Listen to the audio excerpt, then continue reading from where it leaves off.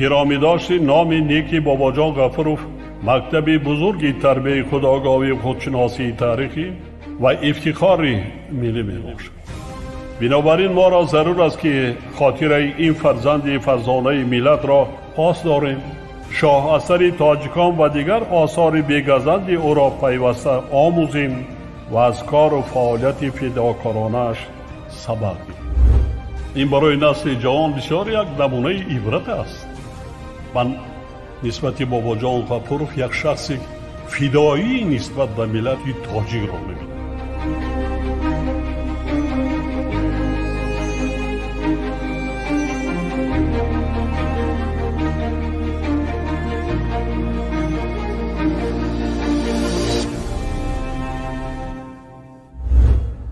درود شنونده های گرامی، با توجه شما گفتار ادبی از سلسله خوانش بدیعی از روی کتاب تاجیکان اکادمیک بابا جان غفورov، نشر مختصری علمی عاموی، راوی هنرپیشه خلقی تاجیکستان قربان صابر. آغاز گفتار 47.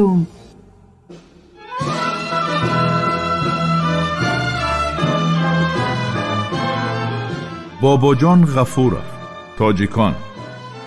تاریخی قدیمترین، قدیم، عصر میانه و دوره نو. شرح و توضیح مختصری علمی و عاموی.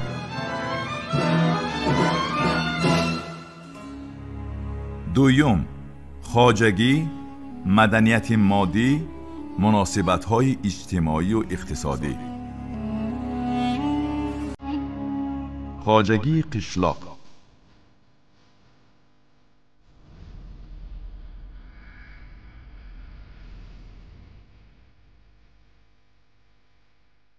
در عهد سامانیان می نویسد بابا جان غفورov، زراعت آبی در ماوراءالنهر و خراسان رونق یافته، شبکه زیاد نهرها، کانالها و انشاءات آبیاری ثمره زراعت را نهایت افزون گردانیدند. چون در عصرهای 9-10 دولت‌های متمرکز تأسیس یافتند، به همین سبب برای ساختمان انشاءات‌های بزرگ آبیاری امکانیت فراهم آمد و چنین امکانیت پیش از آغاز استیلای عرب‌ها وجود نداشت، زیرا آسیای میانه به بسیار ملک‌های علاهیده و نهایت خرد تقسیم شده بود. در آسیای میانه 2 دریا، امودریا و سیردریا، برای آبیاری زمین‌های زراعتی به واسطه استفاده نمی‌شدند و آب را اساساً از شاخاب‌های آنها می‌گرفتند. قسم اساسی زمین‌های زراعت آبی در وادی‌های شاخاب‌های شمالی امودریا و دریای پنج، سرخاب، کافرنهان، وخش و غیره جایگیر بودند. در حوزه سیردریا در این دوره آبادترین موضع وادی دریای ایلاک، آهنگران و پرک، چارگیز به حساب می رفت. در سرزمین ماوراءالنهر دیگر یگان محل نبود که شهر و دهات در یک مساحت خرد اینقدر زیچ جای گرفته باشند. در نیمه اولی عصر نو در اینجا کانال بزرگ ساخته شد. از شبکه آبیاری حوزه مرغاب نیز در این دور خیلی مؤثر استفاده می کردند که شماره کارکنان این شبکه گویا به 10,000 نفر می رسید.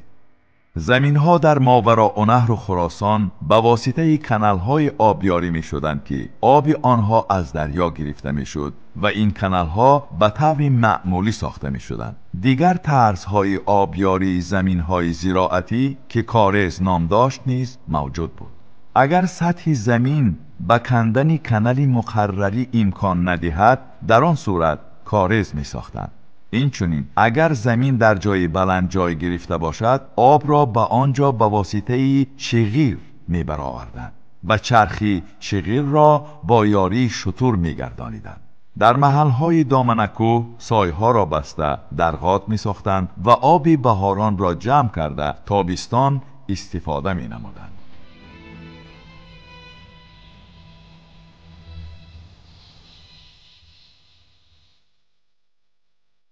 استحصال معدن و کوهکاری. در عصر 10 استحصال معدن رونق یافته بود. در فرغانه آهن، قلعگی، نقره، سیماب، میس، سرب، موم، سنگ پخته، فیروزه، نوشادیر و غیره استحصال می‌کردند. در قریبی خوجند از موضع قرمزار نقره زیاد می‌گرفتند و این کان با نام کوهیسیم مشهور بود. در این دور در ماوراءالنهر در عملیات‌های حربی نفت بسیار استفاده می‌شد. مثلا هنگام محاصره قلعه به درون آن ظرف‌های آتش گرفته نفت پرتافته آن را آتش می‌زدند. در ناحیه‌های بالا آب زرافشان آهن، طلا، نقره، زاک و در درواز روشان و شغنان طلا، نقره، لعل، لاجورد استحصال می‌نمودند. وابسته به موقع جایگیرشوی و حجم و نوع استحصال معدن کانهای خرد و یا کانهای کلان ساخته میشد. بعضن کانها چنان کلان میشدند که مینویسد باباجان غفوروف حاضر هم کس را در حیرت میگذارند. در شمار چنین کانهای بزرگ کانی منصور و کانی گود بودند. برای استخراج معدن چاه‌های عمیق راست یا مایل کافته از این چاه نقب کنده میشد و آن تا موقع جایگیرشوی معدن رفته می رسید. برای صرفه مهنت و آسانی کار کوهکاران فقط همان خاک را بیرون می پرتافتند که پیش معدن را گرفته باشد تا برای پیش رفتن امکانیت پیدا شود. به این سبب تمامی چاه و نقب های کانهای قدیم پیچ در پیچ می باشند که از بعض جایهای نقب فقط خزیده گذشتن ممکن است. کوهکاران با حوصله تمام کانها را کنده معدن آن را استخراج می کردند. معدنی کنده شده از کان به واسطه سبد یا خلطه چرمی بیرون کشیده می شد. در جایهای فراز برآمد کان زینه ها می ساختند. سطح علم در شناخت کان معدن پیشرفته بود. این را در مقایسه معلومات سرچشمه‌های تاریخی و آثار کوره‌های معدن‌گدازی، تحلیل دشغال و فلزات تیار میتوان معین کرد.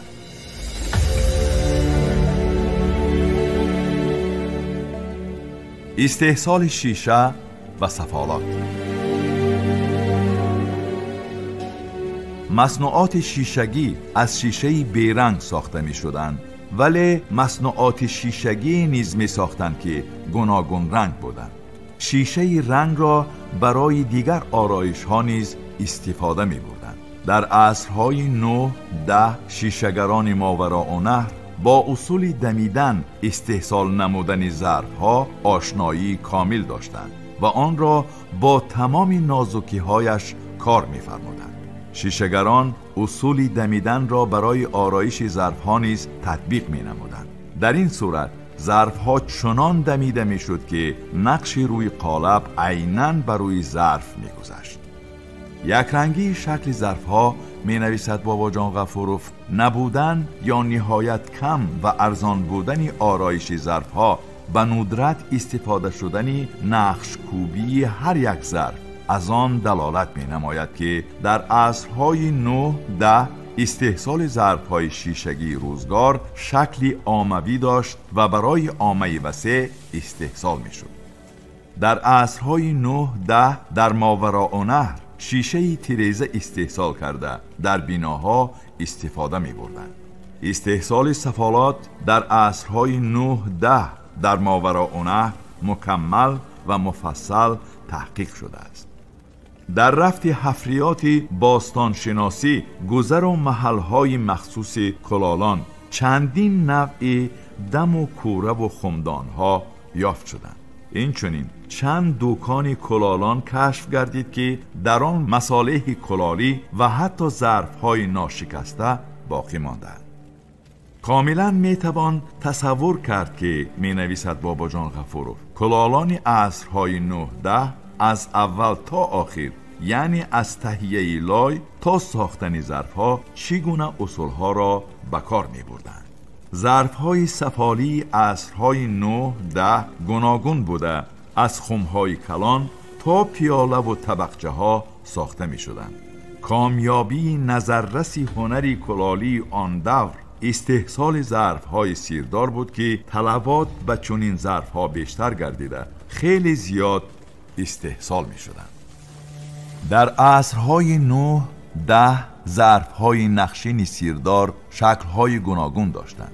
تیار کردن این گونه ظرف‌ها مهارت بلند را تقاضا داشت، چون این ظرف‌ها در چرخی کلالی ساخته شده بعدی خشکانیدن بر روی آن انگاب می‌مالیدند تا نقش در آن بکشند. اکثراً نقش این گونه ظرف‌ها نقش عادی اسلیمی، یعنی تصویری پیچ در پیچی شکل‌های هندسی و نباتی است، ولی تصویری پرندگان و حیوانات نیز به نظر می‌رسد. در عصرهای 9 10 انگاب سفید، سرخ و سیاه را استفاده می‌بردند. یکی از راه‌های آرایش ظرف‌های روزگار کتیبه نوشتن بود. کتیبه ها را پیرامونی پیاله و کاسه، طبق یا خود در مابین می‌نوشتند. کتیبه ها در روی کوزه و کوزچه ها و چراغ سیاه هم نوشته می‌شد. سفال عصرهای 9 10 از آن شهادت می‌دهد که در آن دوره ثمره مهنت زیاد گشته، بسیار طرز و اصولهای کار از خود شده، ترکیب و صفت سیر تکمیل یافته، در نقش و نگار ظرف نیز پیشرفت‌ها صورت گرفته، مقدار استحصال ظرف‌های سفالی افزوده است.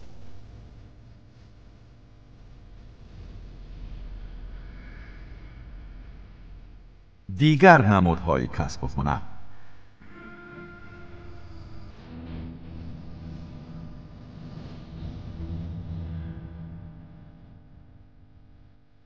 هنرهای بافندگی، زردوزی، نقش و نگار متاع و غیره نیز انکشاف یافته. انواع متاعها سرشمار و صفت آنها خیلی بلند بود. در بخارا، زندنجی، سمرقند متاعهای سیمگون، زرباف، خوجند، کش و غیره متاعهای گوناگون استحصال می شدند. متاع و قالین‌های کارگاه بافندگی بیت و طراز بخارا به شهرهای دیگر انتقال داده می شدند. متاع از ابریشم، پخته و کتان بافته می شد. در این دور ماوراءالنهر مکانی بسیار نوع‌های متاعهای باصفت بود و بافندگان استحصال بعضی نمودهای متاعهای خارجی را نیز به راه مانده بودند.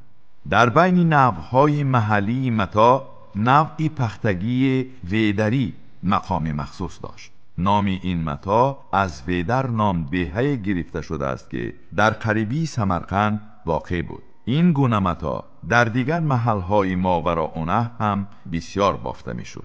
طلبات به این متاع نه فقط در این جای نهایت زیاد بود، بیرون از ماوراءالنهر نیز بازار آن رواج داشت. بعضی پاره‌های خرد متاع عصرهای 9 10 ماوراءالنهر تا به روزهای ما آمده رسیدند. در قبرهای عصر میانگی مصر در بین متاعهای قدیمی چند پاره کتان مروی باقی مانده است که در عصر 9 بافته شدند. در این عصرها محصولات فلزی هم معمول گشته بودند. یک قسمی آن برای تأمین طلبات مردم محلی استفاده شده، قسمی دیگر آن به فروش می رفت. از جمله چنین محصولات فلزی فانوس‌های میسینی بخارا، ظرف‌های قلعگی ربینجان، دیگ‌های میسینی سمرقند، قیچی و سوزن‌های شاش، اسلحه فرغانه و اسفجاب و غیره در منابع تاریخی ذکر شدند. سلاح استحصال شده در فرغانه به درجه شهرت داشت که به بسیار کشورها از جمله به بغداد برده میشد. در این مدت یگان شهری که تمام قلمرو خلافت عرب را با کاغذ تأمین میکرد، می نویسد بابا جان غفورов، سمرقندی نیمه دوم عصر 8 و اولی عصر 10 بود. در کارگاه های این شهر کاغذی لطگی تولید می شد که آن را کاغذی سمرقندی بعضاً خراسانی می نامیدند. چرمگری و استحصال مصنوعات پشمی نیز رونق و رواج تمام داشت و از چرم و پشم مصنوعات زیاد استحصال می گردید.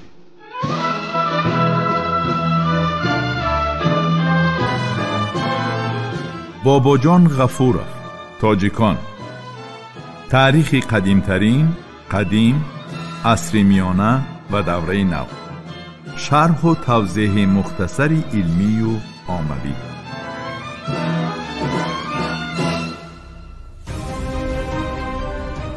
شنونده های گرامی، شما گفتار ادبی را از سلسله خوانش بدیعی از روی کتاب تاجیکان اکادمیک باباجان غفورов نشر مختصری علمی عاموی را در قرائت هنرپیشه خلقی تاجیکستان قربان صابر شنیدید. محرر سیدزاده عابدجان، کارگردان عبدالمنان رحمان. این گفتار سال 2024 ثبت شده است. انجام گفتار 47. آموزش کتاب تاجیکان جوانان ما را هشدار می دهد که نیاگان فرزانه ما در مسیر تاریخ چه جایگاهی مقدس داشتند. کتاب تاجیکان احساس خودشناسی ملی و زیرکی سیاسی را در دل و ذهن جوانان ما تحکیم می بخشد.